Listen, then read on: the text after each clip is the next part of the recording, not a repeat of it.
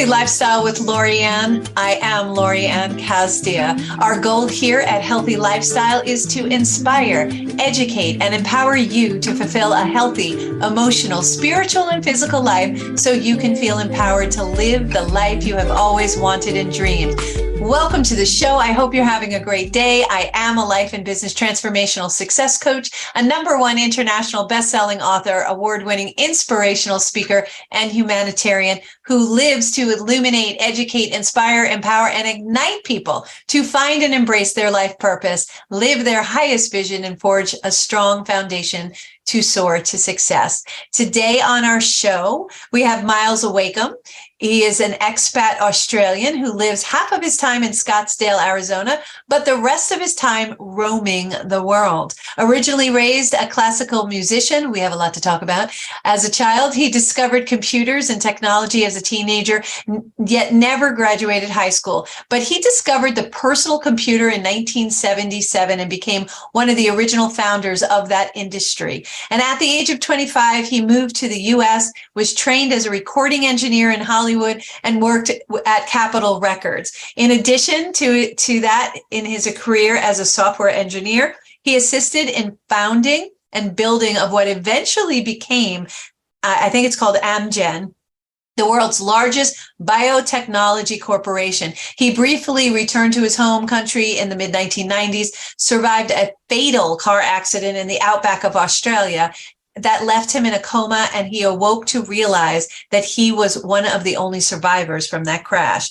Well, he rebuilt himself back from this, returned to the US, became a multimillionaire, and today is embarking on building a large property development and returning to his roots in music, in the musical production industry, to build what will be the largest private recording studio in Latin America, which is going to be located in the center of Mexico. And he realizes his success came from doing the polar opposite of all of his American friends, and now teaches the art of contrarianism and what he calls financial sustainability as a methodology for breaking free of that social rat race. So excited to have you on. So juicy, Myles, and so many things we can connect on. How are you today? And welcome to the show. I'm good. Thank you for having me.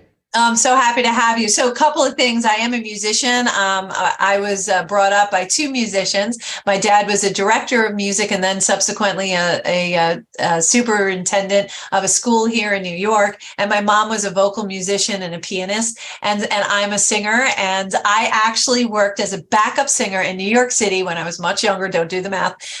In New York City, when they used to have backup singers that would sit in studio to sing lines, they would come into this little room we sat in and hand us a line and say, here, go in there and sing it. And you had to read music, and I did. And I would sing the song, and then I'd go back into the little room. But every once in a while, I'd sneak out, and I would go sit with the recording engineer, because that board was magical to me, absolutely magical to me. And I wanted to know how to run it. And subsequently, I learned, the technique of that. And it is absolutely a talent to be able to mix that the engineer, as an engineer, does. So tell us more about you getting into music, being a classical musician. Tell us more about you.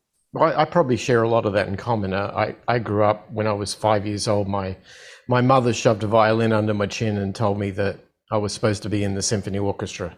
Okay. And she was a concert pianist, so I get it. But, my family lived a different kind of, our priorities were different than most of my friends at school. I didn't realize that until I got older. But me too. I thought everybody had Frank Sinatra in their living room. Right, exactly. And the thing is that I think musicians have a really, we don't perceive it to be unusual, no. But to everybody else, our viewpoint on what's going on in the world is very unusual. And I guess that became the underpinning of everything I've done in my life, because I've always lived in that unusual world. And as it happens, my mother was right. And by the age of 11, I was in the South Australia Junior Symphony Orchestra in first violin. So she got her wish. But of course, I was getting to be, moving on. I was becoming a teenager, and you wasn't going to get girls playing the violin. That was kind of the way it worked. Kind of hot. But, yeah, well, I converted my classical training into classical guitar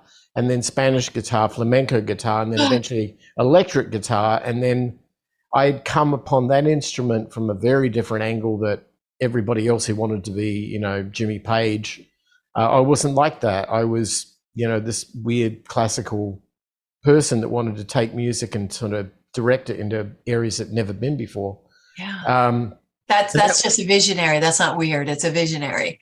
Yeah. Yeah. And while that was going on, and I don't know if you've experienced the same thing, but I had this weird, I guess you call it this right brain, left brain thing. So my right brain was always being entertained and supported with music, and I had no issue with sensitivity and understanding and empathy and all those things. Yeah, creativity, right? Right. My left brain wanted pragmatic, you know, mathematic logic and problem solving and engineering. And yeah, I thought that was because I was a Pisces. I didn't know it had to do with me being a musician.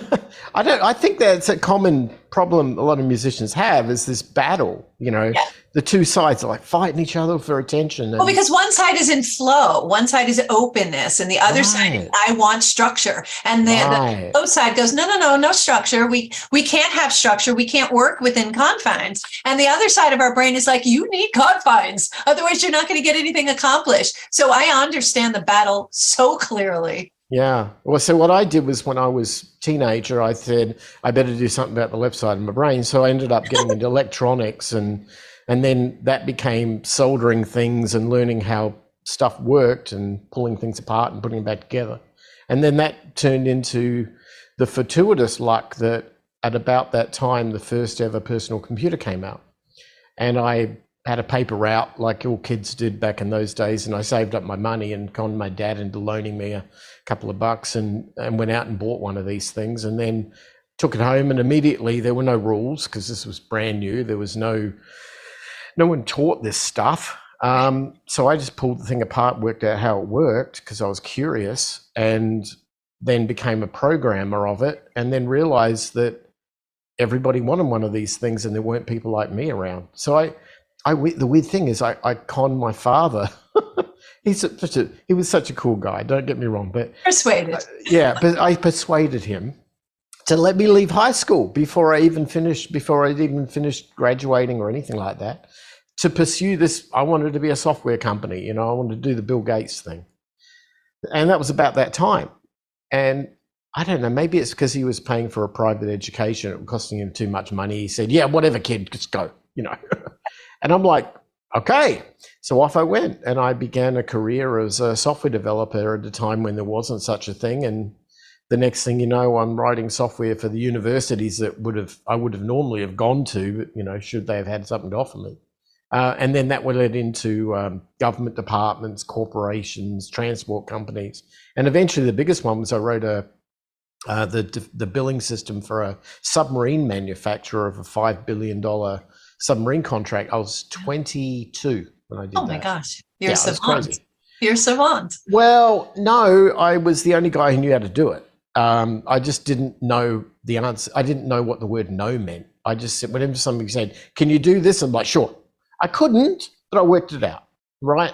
And that's how we... it out. Yeah, no, that's an entrepreneur. That's a visionary. Yeah, totally, I mean, risks, I didn't care. I mean, here's a weird thing. I learned this later in life, is that in Australia, anything on the ground wriggling around will kill you. Yeah. And so you learn to transcend that very early in life. Otherwise, it will destroy you. Yeah. So you cannot be fearful of anything, because if you were just to stop and, you know, freeze, well, the snake will bite you, or the spider will get you. So what you've got to do is you've got to be surveying around. You've got to understand risks and understand how to manage it. And then once you develop that skill young in life, you can now comfortably move forward. Yeah. And that's in our DNA. At least it was when I grew up. Now, and then, you know, fast forward to that, I ended up traveling the world, got married unexpectedly, got stuck in LA. The weird thing about music for me, you probably get a kick out of this. When I came over to LA, I was 25. I got married. I did not expect this. It was like I met this girl and that's what happened. Bam, stars. Right. And then I walked into the United States immigration system. Oh man. Different kind of stars. Yeah, that blows your mind. Kind of cartoon stars. Right. You know, because we think of, if you're inside the US, inside the bubble, you think of immigration as, you know, all these guys on the southern border trying to get in and, you know, all that stuff. No. But when you're one of those people on the outside trying to get in legally, like I was, and you got married, then you went to this world. Can be done, by the way. Go ahead. Oh, yeah. But you enter the world of the dysfunctional system that doesn't work. And so what happened was I landed, had the status change, as they call it. And the next thing they said, okay, well, we'll process your green card. No problem. It's all good. But it's going to take us 12 months to do it because we're backlogged. And by the way, in that time, you can't work and you can't leave the country. I'm like, what? So I'm stuck here. I can't work while you get your backlog squared away. Yeah, that's how it works. Okay. So my wife had a job. She was off working. She was the breadwinner, and I'm sitting around the apartment like, you know, what am I chopped liver kind of thing. Yeah. And I'm this guy who just wrote this software for the submarine, you know, all that stuff. And so I'm kind of like, this is insane. I've got to do something. So I realized I couldn't work, but what I could do is I could go and hang out in all the music stores on, you know, Hollywood Boulevard or Sunset or Ventura Boulevard. We were in the valley. But so I did. I went to all the guitar centers, and of course they used to have these notice boards with like, you know, bands need member, whatever. And somebody advertised for a guitarist, and I said, yeah, all right, I'll do that. I got nothing else to do.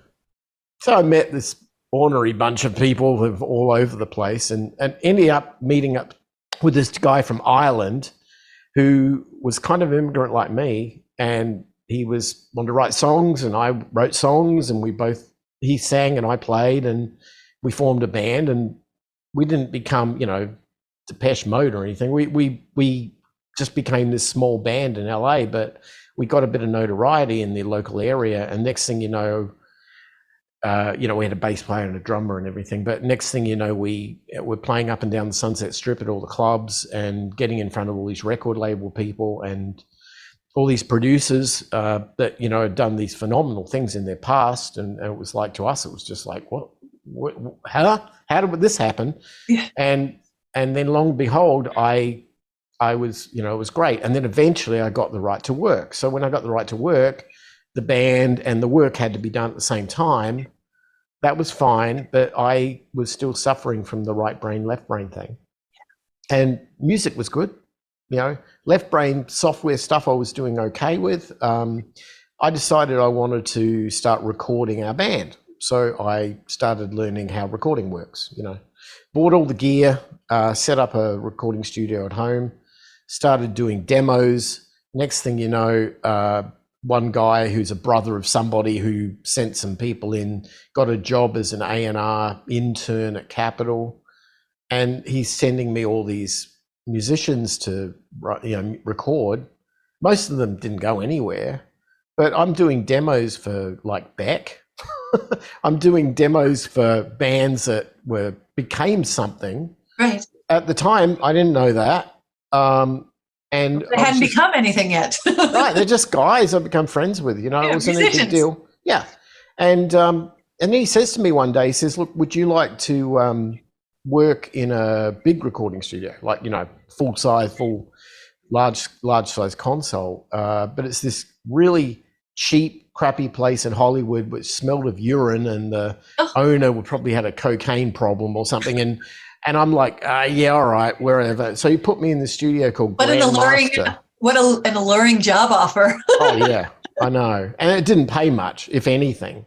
But I'm now starting to record sign bands, and I'm starting to get along with these guys and just having a good old time. And it became something really cool, and I really enjoyed it. And the reason why that's an important part in my story is that when I was about 1995, I was scheduled to record this band. I think 95, 96. I was scheduled to record this band who was coming in from out of state. I was just a house engineer, and they put me on this thing to do this band. I had no idea who it was. So I said, sure, whatever. Does it pay? That was, you know. And yeah, fine, we can give you, like, $100 or something. And, you know, it was minimal. It was pathetic. But whatever. I said, I love it. I just